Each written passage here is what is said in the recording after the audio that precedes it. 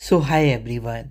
SSC MTS 2025 finally वो वक्त आ गया है जब आपका पेपर स्टार्ट होने जा रहा है कल से। अब कुछ बच्चों का कल पेपर होगा, कुछ बच्चों का 5 तारीख को होगा, कुछ बच्चों का ब्लॉक 2 में होगा तो कुछ का ब्लॉक 3 में। लेकिन 19 फरवरी तक सभी का एग्ज़ाम हो जाएगा। अभी आपके दिमाग में बहुत सारे थॉट चल रहे हैं। ये वीडियो में ना सिर्फ हम ये बात करेंगे कि आपको एग्ज़ाम हॉल में क्या क्या लेके जाना है, हम इस वीडियो में ये भी डिस्कशन करेंगे आपको एग्ज़ाम हॉल में पेपर देते वक्त किन चीज़ों का ध्यान रखना है। साथ ही में ये वीडियो आपको काफ़ी ज़्यादा हेल्प करेगी पेपर में अच्छा परफॉर्म करने के लिए। काफ़ी ज़्यादा आपका सेल्फ बिलीव बढ़ाएगी, आपका कॉन्फिडेंस बढ़ाएगी। आप इस वीडियो को अगर एसएससी एमटीएस 2025 देने जा रहे हो ज़रूर देखना। 2x पे देख सकते हो, लेकिन काफ़ी हेल्प करेगी, ये मैं आपको प्रॉमिस कर रहा हूँ। चलिए विदाउट एनी फर्दर डिले हम बात कर लेते हैं पहले कुछ जनरल चीज़ों की जिसके बारे में आपको पता होना चाहिए। देखो, आप अगर एसएससी एमटीएस 2025 एग्ज़ाम देने जा रहे हो तो आपको कुछ ज़्यादा चीज़ें एक्स्ट्रा लेके नहीं जानी है।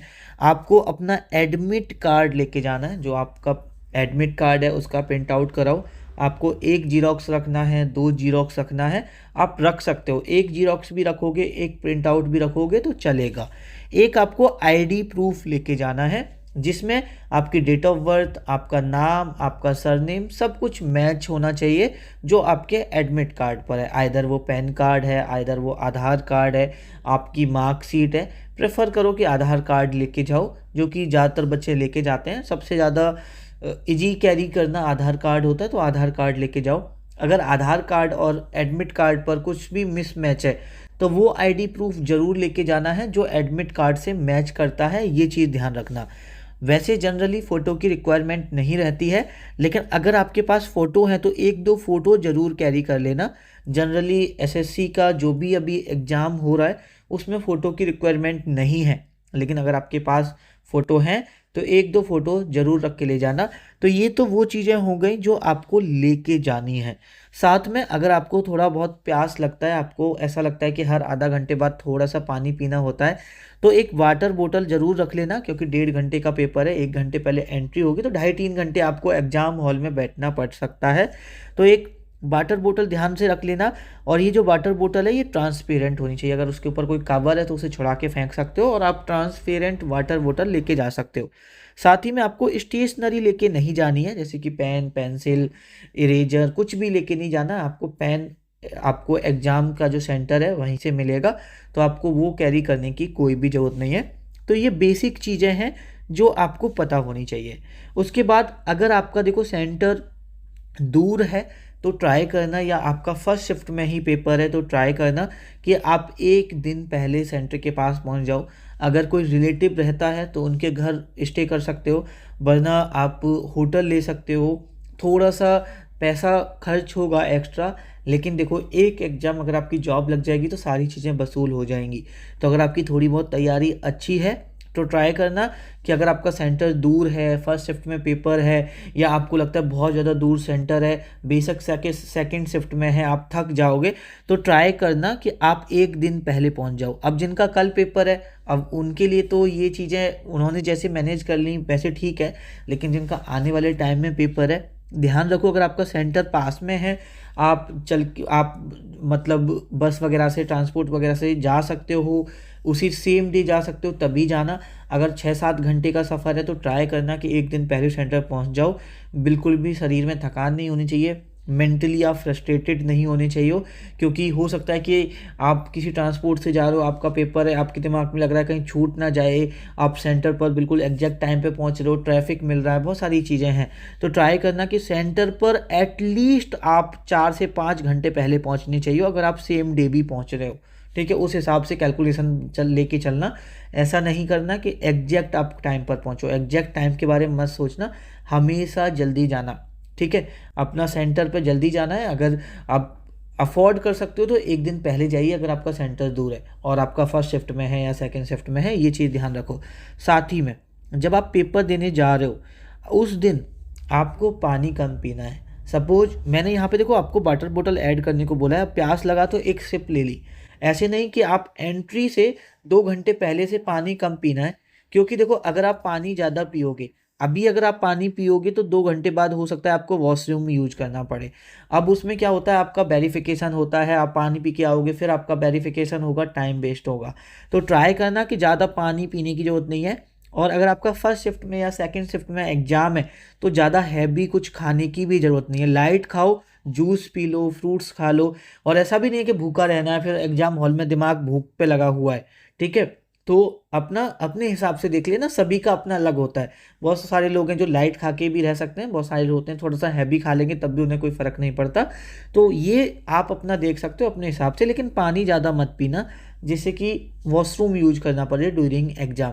क्योंकि देखो 1.5 घंटे का तो आपका पेपर ही है, उससे आधा 1 घंटा पहले आपको सेंटर पे बैठाया जाता है। और एक और चीज़, जब आप अपना रजिस्ट्रेशन करा रहे हो ना, ज़्यादातर क्या होता है कि रजिस्ट्रेशन कराने से पहले वहाँ पर आपसे बोल दिया जाता है कि आपको पानी पीना है, आपको वॉशरूम जाना है, आप जा सकते हो। एक बार आपका रजिस्ट्रेशन हो गया फिर वो दिक्कत करते हैं, ऐसा नहीं है जाने नहीं देते, लेकिन बोलते हैं कि आप पहले क्यों नहीं गए। तो देखो, आपको जब रजिस्ट्रेशन कराने से पहले वॉशरूम वगैरह ज़रूर जाना है, चाहे आपको वॉशरूम जाना जाना है नहीं जाना है, ठीक है। आपको वॉशरूम जाना है, आपको चाहे आपको टॉयलेट नहीं आ रहा लेकिन फिर भी आपको जाओगे तो थोड़ा बहुत आएगा। उसके बाद आपको एग्ज़ाम के बीच में नहीं जाने की ज़रूरत पड़ी, ये चीज़ आप यहाँ पे ध्यान रखना आप लोग। उसके बाद एक और चीज़ ध्यान रखना, इन्विजिलेटर और जो रजिस्ट्रेशन मैनेजर होते हैं या जो भी लैब में उस वक्त हैं, सिक्योरिटी गार्ड है या कोई भी है, आपको लगता है यार ये ज़्यादा कर रहे हैं, या मैं पानी पीने जा सकता हूँ, मुझे क्यों नहीं जाने दे रहे, मुझे वॉशरूम क्यों नहीं जाने दे रहे, मुझे रजिस्ट्रेशन के बाद भी जा सकता हूँ। देखो, आपको किसी से बहस नहीं करनी, आपको ना किसी इन्विजिलेटर से बहस करनी है, ना ही किसी रजिस्ट्रेशन मैनेजर से बहस करनी है। किसी से भी आपको बहस किसी भी बात पर आपको लगता है कि हाँ यहाँ इन्विजिलेटर गलत है, बहुत सारे बच्चे थोड़ा सा 2 मिनट रफ सीट डिले हो जाती है लड़ जाते हैं इन्विजिलेटर से, आपको नहीं लड़ना है। क्यों? इन्विजिलेटर का काम है जॉब करना, उसका अगर थोड़ा सा भी दिमाग खराब होगा तो उसका कुछ नहीं जाएगा, उसकी जॉब चलती रहेगी। लेकिन आप किसी से बहस करोगे, अगर आप थोड़ा सा भी आपका दिमाग खराब हुआ तो हो सकता है कि आपकी पूरी साल की मेहनत खराब हो जाए। तो आपको किसी से कुछ नहीं कहना, एकदम राजा बाबू राजा बेटा बन के रहना है। कोई इन्विजिलेटर आपको कुछ बोल भी दे, आपकी गलती ना हो फिर भी आपको बोलती है, शांति से सुन लेना है। आपको वहाँ पर अपनी पावर, अपना दिमाग, अपना फ्रस्ट्रेशन ये सब इस्तेमाल नहीं करना है, आपको एकदम काम कंपोज रहना है।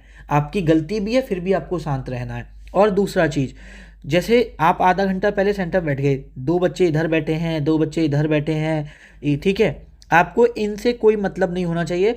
आप जाके हेड डाउन कर लो या कुछ भी करो, इन लोगों से बात मत करो। या आप अगर एग्ज़ाम सेंटर पे पहुंच चुके हो तो ट्राई करो कि आपकी महिला मित्र है तो महिला मित्र पे फ़ोन लगा के बात कर लो, अपने घर बात कर लो, अपने दोस्तों से बात कर लो, फ़ोन पे किसी से भी बात कर लो। एग्जाम सेंटर पे पहुंच गए हो, सपोज 1 घंटा पहले पहुंच गए, अभी एंट्री स्टार्ट नहीं हुई, लेकिन वहाँ किसी बच्चों से बात मत करना।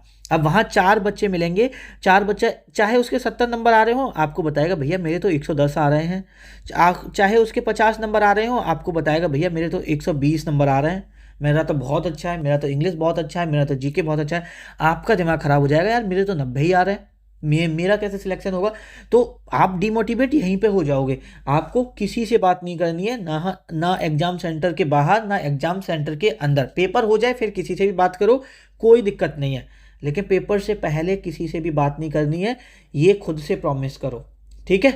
तो आपको एग्ज़ाम, आपको एंट्री लेनी है, आप 30 मिनट बाद भी ले सकते हो, जब आपके 15-20 मिनट बचें जब आप एंट्री ले सकते हो, तब तक आप फ़ोन पे किसी से भी बात कर सकते हो, बतिया सकते हो, ठीक है। बेसिकली मैं ये कहना चाह रहा था, ठीक है। एक वर्ड होता है बतिया, बतिया का मतलब होता है बात कर सकते हो, ठीक है। तो किसी से भी बात करो, कोई दिक्कत नहीं है, बट एग्जाम सेंटर पे किसी से बात नहीं करनी। पेपर के बाद किसी से बात करो, कितने हुए भैया, तुमने कितने अटैम्प्ट किए, मेरे तो इतने हुए, किसी से बात करो, कोई फ़र्क नहीं है। लेकिन पेपर से पहले ट्राई करो प्लीज़ कि किसी से भी बात ना करो, और पढ़ाई के बारे में तो किसी से कोई बात ना करो, ठीक है। ये चीज़ समझ में आ गई। तो ये है बेसिक चीज़ें जो आपको ध्यान रखनी है एग्ज़ाम सेंटर पर। अब थोड़ा सा हम पेपर के बारे में बात करते हैं। देखो, पहले आपका सेशन 1 आएगा मैथ और रीजनिंग। इसमें अगर आप यूआर कैटेगरी से हो तो आपको 30% करना है, और may be if I am not wrong जितना मुझे याद है ई ओबीसी और ईडब्ल्यूएस से हो तो 25% करना है। कहने का मतलब है मैक्सिमम मैथ और रीजनिंग के मिला के 40 क्वेश्चन आते हैं। 40 क्वेश्चन में से सिर्फ आपको 30% सही करने हैं। ओबीसी से हो तो और कम करने हैं, एससी एसटी से हो तो और कम करने हैं। तो 4 3 12 मतलब आपको 12 क्वेश्चन सही करने हैं। अब 12 क्वेश्चन में से आप 12 के 12 रीजनिंग के सही कर दो, 12 के 12 मैथ के सही कर दो, दोनों के मिला के सही कर दो, उससे कोई मतलब नहीं है।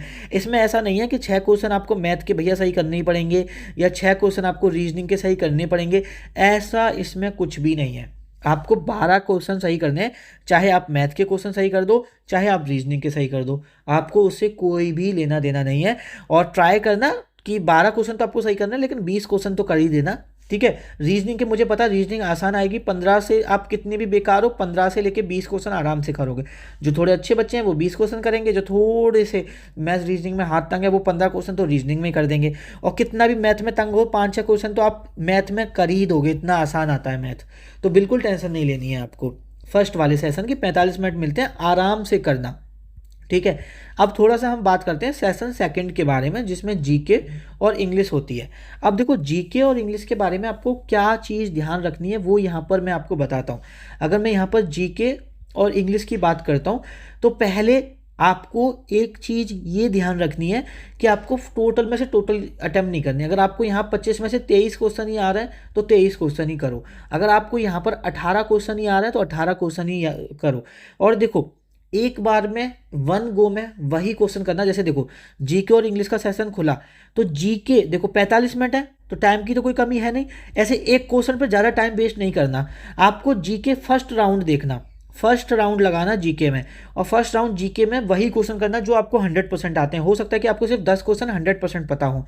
इंग्लिश में भी फर्स्ट राउंड लगाना, इंग्लिश में फर्स्ट राउंड में हो सकता है कि आप 15 क्वेश्चन ही कर पाओ।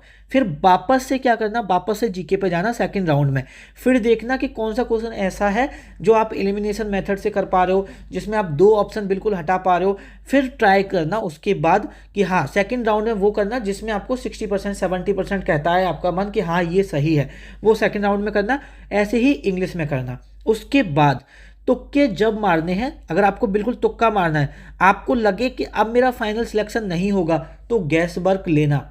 ऐसे नहीं है कि आपको लगे कि हाँ आपका सिलेक्शन लाइक हो चुका है। सपोज इंग्लिश में आपने 23-24 क्वेश्चन सही कर दिए हैं, यहाँ पर आपने 15-16 क्वेश्चन सही कर दिए हैं, तो फिर तुक्का मारने की ज़रूरत नहीं है, फिर तुक्का मत मारना, ठीक है। आपको लगे कि यार जितना मैंने किया है उतने पे तो मेरा फाइनल सिलेक्शन नहीं होगा, या जितना मुझे आता है उतने पे तो मेरा फाइनल सिलेक्शन नहीं होगा, फिर तुक्का मार सकते हो। फिर तो आपको देखो, फिर तो ये है कि आप जितने क्वेश्चन आपने किए सिलेक्शन तो वैसे भी नहीं हो रहा, फिर आपको गैस वर्क ले लेना चाहिए। क्या पता आप जो गैस वर्क लो वो सही हो जाए तो आपका सिलेक्शन हो जाए। तो समझ में आ गया कब तुक्का मारना है, कब क्या करना है। तो ये दोनों सेशन का ध्यान रखना, और एक क्वेश्चन पे अटकना मत। ऐसे मत सोचना बहुत टाइम है, 45 मिनट भी बहुत नहीं होते, कभी कभी ये क्वेश्चन भी कम, ये टाइम भी कम पड़ जाता है। तो ज़्यादा हड़बड़ी में भी मत करना और ज़्यादा रुक रुक के भी मत करना। ऐसे देखना कि 2-3 बार आपको समय मिल जाए करने का। और जीके में एक चीज़ गलती मत करना, जब आप एक बार करके दोबारा करके जब तिबारा जाओगे ना करने, तो आपको लगेगा आपका हाथ नहीं रुकेगा, अरे यार इसे भी कर देता हूँ, अरे यार इसका ये हो सकता है इसे भी कर देता हूँ। भाई मत करना, हाथ को रोक लेना, क्योंकि जब आप तिबारा में जाके करोगे ना, वो आपका आता तो है नहीं, बट आपका मन मान नहीं रहा, आपका दिमाग आपसे काबू हो नहीं रहा है। आपका दिमाग बोलेगा यार लगा दे चल होगी सो देखी जाएगी। मत करना, ऐसे चांसेस में गलत होने के चांसेस सबसे ज़्यादा होते हैं। ये चीज़ आप लोग यहाँ पे ध्यान रखना। अब ये हमने बात की पेपर के बारे में। अब देखो पेपर आ रहा है, अब बहुत सारे बच्चों का कल पेपर है, बहुत सारे बच्चों का परसों है, फिर ब्लॉक 2 में है, ब्लॉक 3 में है। अब देखो हो सकता है एग्जाम हॉल में एंजाइटी हो सकता है अभी आपका पेपर थोड़ा डिले, आपको एंजाइटी हो रही हो। तो मेरे भाई देखो ज़्यादा से ज़्यादा क्या होगा, सिलेक्शन नहीं होगा। देखो जब हम अपने दिमाग में ये डाल लेते हैं ना कि सिलेक्शन नहीं होगा तो क्या होगा, मैं कह रहा हूँ ज़्यादा से ज़्यादा क्या होगा, सिलेक्शन नहीं होगा। मैं आपको इतना दिलासा दे रहा हूँ, या आपको खुद पर इतना भरोसा होना चाहिए कि अगर आप सिलेक्शन नहीं हुआ तो कुछ तो ना कुछ लाइफ में ज़रूर कर लोगे, भूखे नहीं मरोगे मेरे भाई, ठीक है। इतना दिमाग ने अच्छा खासा शरीर दिया है, अच्छा खासा बुद्धि दिया है, कुछ ना कुछ जीवन में ज़रूर कर लोगे, ठीक है। तो पहली बात तो आपको एंजाइटी नहीं लेनी है, ठीक है, कि आपको बिल्कुल ऐसा प्रेशर नहीं लेना है, ऐसा बिल्कुल अपने ऊपर भरोसा रखना, सेल्फ बिलीव रखना बहुत ज़रूरी है कि भाई मैं मेहनत करके आया हूँ, मैं अच्छा करूँगा, मेरा काम है पेपर अच्छा करना। अब मेरा सिलेक्शन होगा नहीं होगा वो पता नहीं, बट मैं जो परफॉर्मेंस दूंगा, जो यहाँ पे पेपर में क्वेश्चन अटेम्प्ट करूँगा, वो फुल प्रेजेंस ऑफ माइंड से करूँगा, पूरा दिमाग से करूँगा। ऐसे नहीं कि सिली मिस्टेक करूँगा, मुझे सिली मिस्टेक पेपर में अवॉइड करनी है। मुझे पता है मैं मॉक में जब सिली मिस्टेक कर देता था, वैसे मेरे 110 आ रहे होते थे, लेकिन जब मैं जिस दिन सिली मिस्टेक किया उस दिन 80-90 पे आके रुक जाता था मैं। तो यहाँ पर मैं सिली मिस्टेक नहीं करूँगा, यहाँ पर मैं फुल प्रेजेंस ऑफ माइंड के साथ पेपर देना है मुझे कोई भी सिली मिस्टेक नहीं करनी। और मेरे भाई, एंजाइटी से कुछ नहीं होता, तुम्हारे हाथ में है मेहनत करना। तुम्हारे हाथ में क्या है? मेहनत करना। बहुत सारे बच्चे पिछले 2 महीने से मेहनत कर रहे हैं, बहुत सारे 6 महीने से कर रहे हैं, बहुत सारे 1 महीने से कर रहे हैं। अब आपके हाथ में मेहनत करना था, वो आपने मेहनत की है। जिनका पेपर थोड़ा सा डिले है, आपको थोड़ी सी और मेहनत करना बाकी है, पेपर वाले दिन तक और पढ़ना अभी बाकी है। लेकिन जिन बच्चों का कल पेपर है, परसों पेपर है, आपकी जितनी मेहनत होनी थी हो गई। अब खुद पे भरोसा रखो, उस ऊपर वाले पे भरोसा रखो, जो भी होगा सही होगा। आपने किसी का गलत नहीं किया तो भगवान आपका गलत नहीं करेगा। ट्राई करना। अगर स्कोर ध्यान रखना कि अगर आप 110 120 के समथिंग कर लो ना अटेम्प्ट, तो फिर तुक्का मारने की कोशिश मत करना। और मेरे भाई, एंजाइटी और डिप्रेशन और घबराना हो सकता है। देखो, एक और चीज़ मैं आपको रियल बताता हूँ। आप पहला क्वेश्चन जीके का खोलो, आपको नहीं आता हो, दूसरा खोलो नहीं आता हो, तीसरा खोलो नहीं आता हो, उस वक्त आपके दिमाग में ये थॉट नहीं आना चाहिए कि आपसे पेपर नहीं आता है। आपको ये थॉट नहीं आना चाहिए कि भैया आपसे पेपर नहीं बन रहा है। उस वक्त आपके दिमाग में ये थॉट आना चाहिए कि पहला क्वेश्चन नहीं बना, दूसरा नहीं बना, तीसरा नहीं बना, हो सकता है ये पेपर हार्ड हो सकता है कि और बच्चों से भी नहीं बन रहा हो। कभी कभी क्या होता है, पेपर सच में हार्ड आ जाता है और बच्चों से भी नहीं बन रहा होता, लेकिन हमें ऐसा लग रहा होता है यार सिर्फ मुझसे नहीं बन रहा है, पेपर हार्ड हो गया, कैसे होगा। आपको ऐसे टाइम में घबराना नहीं है। आपको चौथा पांचवा पूरा एक वन गो में देख लो, एक बार सारे 20 क्वेश्चन देख लो। कुछ 4-5 क्वेश्चन तो ऐसे होंगे जो आपको आते होंगे, तो आपको घबराना बिल्कुल नहीं है। अगर आपसे नहीं बन रहा है, तो अगर आपने पढ़ा हुआ है, तो आपके दिमाग में एक थॉट आना चाहिए कि अगर मुझसे नहीं हो रहा है तो हो सकता है बहुत सारे बच्चों से और नहीं हो रहा होगा। तो मुझे घबराना नहीं है, मुझे शांत रहना है, मुझे खुद पर भरोसा है, मैं सिलेक्शन लूँगा। और सच बता रहा हूँ, अगर आपने मेहनत की है और अगर आपको खुद पर भरोसा है, तो आप डेफिनेटली सिलेक्शन लोगे। आपका फाइनल सिलेक्शन जरूर होगा, ये मैं लिख के दे रहा हूँ। पूरा 100% प्रेजेंस ऑफ माइंड से पेपर देना, खासकर इंग्लिश में एक एक पार्ट को, अगर आपको ए पार्ट में एरर लग रहा है ना, तो आप देख लेना कि बी पार्ट, सी पार्ट और डी पार्ट में क्यों एरर नहीं है। अच्छे से उसे एक बार पढ़ जरूर लेना कि इन पार्ट्स में एरर क्यों नहीं है, इस पार्ट में मुझे जब एरर लग रहा है। एक तो होता है कि आपको 100% पता है कि इसमें पार्ट में एरर है, चलो निकलो। और जल्दबाजी मत करना। वोकैबलरी में मेरे भाई ध्यान रखना कि आपसे एंटोनियम्स पूछा है, आपसे सिनोनियम पूछा है, कभी आपसे सिमिलर वर्ड पूछा है या एग्जैक्टली अपोजिट वर्ड पूछा है। आप ध्यान रखना इन चीज़ों का। ये सिली मिस्टेक होती है। पूछा सिनोनियम्स होता है, एंटोनियम लगाए आते हैं, पूछा एंटोनियम होता है, सिनोनियम लगाए आते हैं। आपका जो क्वेश्चन का जो स्टेटमेंट होता है उसको ध्यान से पढ़ना है। एंटोनियम पूछा है, अपोजिट पूछा है, सिनोनियम पूछा है, सिमिलर पूछा है, क्या पूछा है, आपको एक एक चीज़ ध्यान से पढ़नी है। आप एक भी सिली मिस्टेक नहीं कर सकते हो। आप अगर एक सिली मिस्टेक आपको एग्जाम से बाहर कर सकती है। आपको 100% प्रेजेंस ऑफ माइंड से अपना पेपर देना है, इस चीज़ का आपको ध्यान रखना है। और देखो, मैं पिछले 1 साल से आपको पढ़ा रहा हूँ, लास्ट 1 ईयर से आपको पढ़ा रहा हूँ। फरवरी 2025 में मैंने MTS के लिए पढ़ाना शुरू किया था, और ये 1 साल नहीं है। हम सभी का, मुझसे ज़्यादा आप लोगों ने स्ट्रगल किया है। इन 365 दिन का स्ट्रगल है। सुबह जल्दी उठना। आप लोग कितने लोग हो जो सुबह बहुत जल्दी उठ जाते हो सिर्फ पेपर की वजह से। नींद किसको प्यारी नहीं है? और जो सुबह की नींद होती है ना मेरे भाई, वो बहुत अच्छी नींद होती है, उठने का मन नहीं करता। लेकिन आप सोचो, आपने सुबह की कितने दिन नींद सेक्रीफाइस की है। कभी आपकी नींद अधूरी रह गई है? कभी आपने मोबाइल को साइड में रख दिया है, मोबाइल पे फोकस नहीं किया, साइड में रख के पढ़ाई की है? आपने बहुत सारे फैमिली फंक्शन, फ्रेंड्स के फंक्शन, शादी वगैरह पता नहीं कितनी स्किप की होंगी सिर्फ इस एग्ज़ाम के लिए। आपने सारी चीज़ों को अवॉइड किए, अपनी पढ़ाई की है। और अगर आज आप यहाँ तक हो, जब आप कल या आने वाले दिनों में जब अपना पेपर देने के लिए तैयार हो ना, जब आप पिछले इतने टाइम से पढ़ रहे हो, तो आप वीक नहीं हो। खुद को वीक नहीं समझना है, आप फाइटर हो। और एक और चीज़ जिसके बारे में मुझे इम्पोर्टेंट डिस्कशन करना था, जो मॉक टेस्ट का बच्चे, बहुत सारे बच्चे हैं जिनका स्कोर 80, 90, 70 बहुत ज़्यादा इस तरह के रेंज में रह रहा है। तो भैया मैं एक चीज़ बता देता हूँ, जो मॉक टेस्ट का स्कोर है ना, जब आप पेपर देने जा रहे हो ना, तो दिमाग में लेके मत जाना, भूल जाना आपका मॉक टेस्ट का स्कोर क्या है। मैं ऑलरेडी बता चुका हूँ, जो मॉक के नंबर आए हैं ना, वो आपकी किस्मत को डिसाइड नहीं करते। और एमटीएस एक एग्ज़ाम लक बेस्ड भी है, ये बात आप बहुत अच्छे से जानते हो सकता है कि आपके मॉक में कभी 80-90 से नंबर ज़्यादा आए ही ना हो, लेकिन जो आपने पढ़ा है रियल पेपर में वही आ गया ना, आपका फाइनल सिलेक्शन हो जाएगा। अगर मॉक का भी बात करते तो मॉक का काम होता है गलती दिखाना, आप पर प्रेशर बनाना, एक रियलिटी चेक देना। मॉक फाइनल पेपर नहीं होता, मॉक फाइनल सिलेक्शन डिसाइड नहीं करता। और मैं सीरियसली बता रहा हूँ, ये इस चीज़ की हिस्ट्री गवाह है कि बहुत लोगों ने मॉक में कम नंबर आते थे और एग्ज़ाम में सिलेक्शन निकाले हैं उन्होंने। और ये हिस्ट्री गवाह है। 2022, 2023, 2024 से तो ये मैं देख रहा हूँ। 2024 में हमारे ही बैच के बहुत सारे बच्चे थे जिनकी मॉक में उतना अच्छा स्कोर नहीं था, बट उन्होंने फाइनल सिलेक्शन लिया। तो अगर आज भी तुम्हारे दिमाग में ये चल रहा है कि मॉक में कम नंबर आ रहे हैं, तो एक काम करो, जो ये थॉट आ रहा है ना, इसको यहीं रोक दो।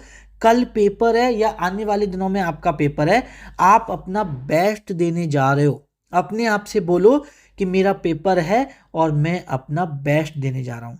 कल पेपर देने जाओगे, आने वाले टाइम में पेपर देने जाओगे, ध्यान रखना किसी और से अपनी स्पीड को कंपेयर मत करना कि वो जल्दी कर रहा है, वो इस क्वेश्चन पे पहुंच गया, वो उस क्वेश्चन पे पहुंच गया। किसी क्वेश्चन पर आपको अटकना नहीं है, एक क्वेश्चन पर आपको ज़्यादा वक्त नहीं देना है। पैनिक वाली सिचुएशन बिल्कुल क्रिएट नहीं कर होनी है। चाहे आपको शुरू के 2 क्वेश्चन नहीं आते, 4 क्वेश्चन नहीं आते, 6 क्वेश्चन नहीं आते, कितने भी क्वेश्चन नहीं आते, आपको पैनिक नहीं होना है। जो आता है वो पहले करना है, जो नहीं आता है उसे छोड़ दो, उसे बाद के लिए रखना। ठीक है, ऐसा नहीं करना जो नहीं आता उस पर भी रुके हुए, उसकी वजह से परेशान नहीं होना है। कल पेपर आपसे ये नहीं पूछेगा कि तुम कितना पढ़े हो, कल पेपर पूछेगा तुम कितने शांत रह सकते हो। समझ रहे हो? कहने का मतलब है, आप जब पेपर देने जाओगे, हो सकता है आपसे सिचुएशन ऐसी हो जाए, आप कितना भी पढ़े हो फिर भी पेपर खराब कराएं। बहुत सारे बच्चे ऐसे होंगे जो कम पढ़े होंगे लेकिन शांत रहेंगे, पेपर में प्रेजेंस ऑफ माइंड से करेंगे। तो आप कितना शांत रह सकते हो वो इम्पोर्टेंट है। और जो शांत रहेगा, जो शांति से पेपर देगा, वो फाइनल सिलेक्शन जरूर लेगा। और ये चीज़ है, ये जो फाइनल सिलेक्शन है, शांति से जो पेपर देना है, ये अपने साथ साथ फैमिली के लिए भी है। एक सेकंड के लिए आंख बंद करो अभी और सोचो, अपनी माँ का चेहरा सोचो, अपने पापा की उम्मीदें सोचो, अपने घर का वो दिन सोचो जब आप रिजल्ट लेके जाओगे। जिस दिन रिजल्ट की पीडीएफ में आपका नाम होगा और वो कहेंगे मुझे पता था तू कर लेगा। पापा की चेहरे पे वो खुशी, माँ की चेहरे की वो खुशी, माँ की आंखों में वो आंसू, वो इमेजिन करो मेरे भाई, वो पल जब कहोगे पापा हो गया, मम्मी हो गया, भैया हो गया, दीदी हो गया, जो होना था वो हो गया। एक बात मैं आपको बता रहा हूँ, और अगर कोई प्रेशर में आपसे बोले फेल हो गए तो क्या होगा, अगर आपको कभी ऐसा हो ना कि फेल हो गया तो क्या होगा, तो मैं खुद, चाहे दिमाग कहे चाहे कोई और कहे, तो एक चीज़ ध्यान रखो, आप खुद पर विश्वास रखो कि आपने ईमानदारी से मेहनत की है, तो आप फेल क्यों होंगे। और मेरे हाथ में मेहनत करना है, मेरे हाथ में फेल पास होना नहीं है। एक चीज़ ध्यान रखो, ध्यान से सुन लो, कल एग्जाम या आने वाले एग्जाम सिर्फ पेपर नहीं है। कल आप अपने स्ट्रगल का जवाब लिखने जा रहे हो, जो आपने अभी तक मेहनत की है उसका जवाब लिखने जा रहे हो। जो लोग आज डाउट में हैं वो कल रिग्रेट करेंगे, मैं सीरियसली बता रहा हूँ, जिनको आज ऐसा लग रहा है ना मेरा सिलेक्शन होगा, नहीं होगा, कल उनको पेपर देने के बाद रिग्रेट होगा कि मैं डाउट में क्यों था। और जो खुद पर आज बिलीव कर लेंगे, जो खुद सेल्फ बिलीव कर लेंगे, वो कल रिजल्ट की पीडीएफ में नाम लाएंगे, ये मैं लिख के दे रहा हूँ। इसलिए आप शेर हो मेरे भाई, पिछले 1 साल से जी जान लगा दी है, जो मुझसे हुआ है उससे ज़्यादा करने की कोशिश की है। आपको लेक्चर वाइज पढ़ाया, मैराथन दी, आपको जो मुझसे हुआ सब कुछ देने की कोशिश की है। और सच बता रहा हूँ, आप इस चैनल से जुड़े हो, आपको मैं बहुत सारे बच्चों को, आपके हर कमेंट को पढ़ा जाता है, बहुत सारे बच्चों को देखा है, बहुत स्ट्रगल कर रहे हैं, आपके व्हाट्सएप पे मैसेज पढ़े जाते हैं, आपको देखे जाते हो, आप शेर हो। और मुझे पता है, मुझे प्राउड फील कराने वाले हो आप लोग। जिस दिन रिजल्ट आएगा उस दिन बोलोगे भैया हो गया, भैया आपने पढ़ाया, वो आ गया, मैंने पढ़ा था और मेरा फाइनल सिलेक्शन हो गया, मेरा हो गया। उस दिन जो मेरे लिए प्राउड फील होगा, तुम्हारे माँ बाप के लिए प्राउड फील होगा, वो दिन मैं बता नहीं सकता। ये जो मेहनत थी, जो रातों की मेहनत थी, 1-2 शॉर्ट में आपने देखा होगा कि कितने ज़्यादा डार्क सर्कल हो गए, पूरी आंखों के नीचे मेरे डार्क सर्कल हो चुके हैं, क्योंकि पूरा दिन ऑफिस, रात में बैठ के पीपीटी बनाना, क्लास रिकॉर्ड करना। कभी कभी ऐसा था कि 2-2 3-3 घंटे सोया हो, क्लास बनाया, 3 बज गए, 4 बज गए, सोया 2-3 घंटे, फिर तैयार हुआ, ऑफिस चला गया, पूरी आंखें काली हो चुकी हैं। लेकिन ये सब उस दिन वसूल होगा जिस दिन रिजल्ट आएगा और उस पीडीएफ में आपका नाम होगा। आपको खुद पर एक चीज़ बोलना है कि मैं मेहनत करके आया हूँ और आज मैं अपना 100% दूंगा। आपको एग्जाम हॉल में बैठकर अपना 100% देने जाना है, ना कि सिलेक्शन लेने जाना। आपको सिलेक्शन ओरिएंटेड नहीं जाना, आपको अपना 100% देने जाना है। आपको इस 100% में आपका कोई कमी नहीं होनी चाहिए, आपको अपना 100% देना है। मेरी तरफ से एक आखिरी बार बेस्ट ऑफ लक आप सभी को। मैं हमेशा, जब तक 19 तारीख तक पेपर है, मैं ईश्वर से प्रार्थना करूंगा, चाहे आप लोग मुझे क्रेडिट दो, चाहे आप इस चैनल से कनेक्टेड हो नहीं हो, अगर आप पढ़े हो, ईमानदारी से आपने मेहनत की है, भगवान आपका सिलेक्शन जरूर कराए। भगवान आपके साथ है, आपकी मेहनत आपके साथ है और सिलेक्शन आपका इंतजार कर रहा है। अब घबराना नहीं है, अब अपना 100% बेस्ट दे के आना है।